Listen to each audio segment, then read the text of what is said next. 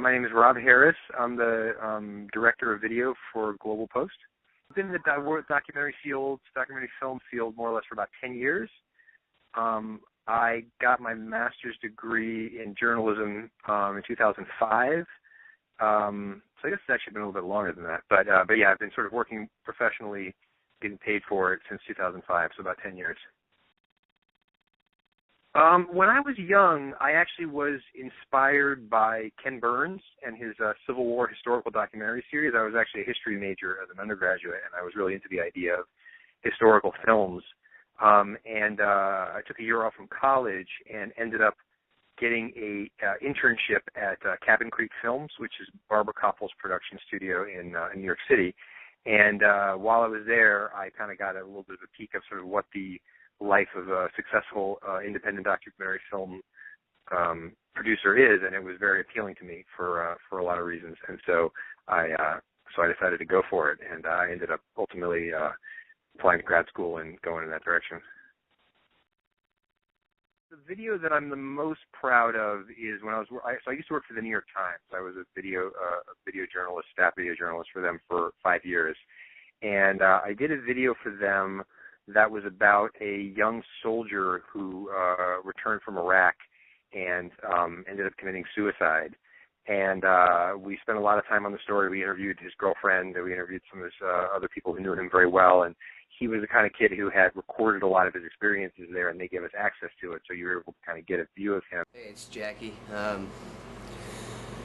It's the 20th of April. We go home in 6 days. I lost 2 good friends on the 14th. I'm having a hard time dealing with it. After we produced the video, I actually got a number of calls from VA mental health centers around the country who wanted to use the video essentially to train their employees about how to keep a lookout for PTSD and possible suicide. And so that sort of made me very happy that the video has actually had a functional use in the world. So that was one of my favorites. Good video, you have to have compelling characters. The people have to be interesting. You have to want to know about them. A good video ideally involves action unfolding in front of the camera. So whether it's you filming it or you getting archival footage, for a video to be worth watching, you have to be seeing life and important things unfolding.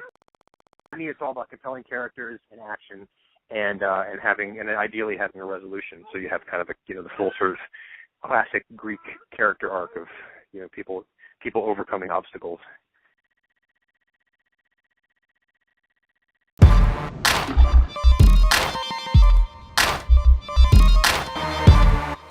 So that was a situation where I had left the Times, and I had gone off and had a little adventure with my wife for a little while. And I had a friend who used to work at the Times who had gone off to start producing for Rodale Publishing, which is like a publishing house that was starting to do YouTube video stuff.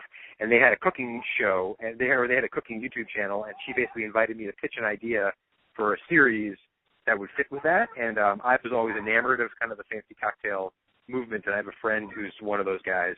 And so I said, what if we did a show where each episode we met one of these fancy cocktail guys and learned about all the ridiculous things that they make drinks out of. And so she was into it, and it was fun. It was definitely a departure from my sort of more serious journalism stuff, and it was enjoyable to kind of do something that was just a little bit fun and quirky and get a little bit more stylized. Well, in a situation like that, one of the advantages is that you have full control. So it's not, so in certain situations where you're doing documentaries, you're going into somebody else's world, and you kind of do the best that you can with whatever access you have. In the situation of this, we took over a bar for a while and had complete control over it, so we could do whatever we want. So for me, it was really important to be able to, because it's all about mixing drinks and making drinks, so we wanted to be able to do them, to kind of make it as fun and interesting and unusual as possible. So I bought the plexiglass to be able for us to film underneath. I knew I wanted to do a lot of macro shots because it's all close-ups of ice and pouring and things like that. And we did a lot of stuff we shot a lot of overcranked stuff so we could slow it down and make it seem a little sexier.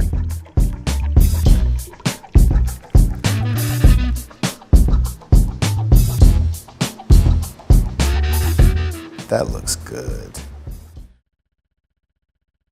From the perspective of being an editor, you want to give yourself as many options as possible. So, you know, as many shots as I felt like I could squeeze in that seemed like they would be interesting and varied, and then when I sat in the editing room, then I would figure out how I could make them work together.